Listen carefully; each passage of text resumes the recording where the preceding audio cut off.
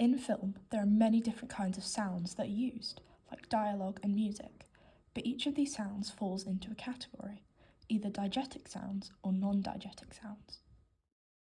Diegetic sounds are any kind of sound that characters and actors are able to hear while filming, and is often referred to as actual sound.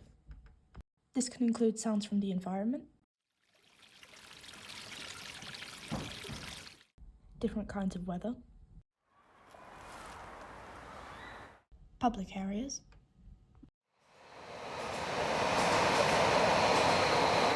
the actors themselves, and wildlife. Non-diegetic sounds are sounds that are edited into a scene after it has been filmed, sounds that the actors cannot hear, such as music and character narration.